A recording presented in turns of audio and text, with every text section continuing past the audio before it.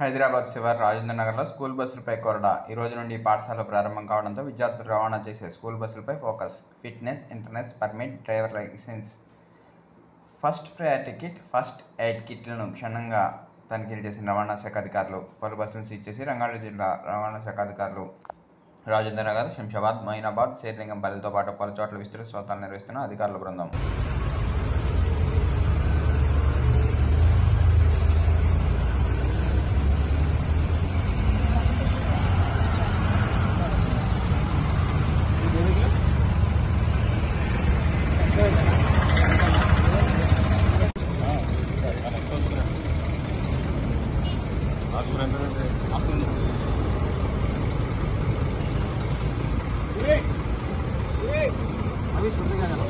गाड़ी छोड़ देते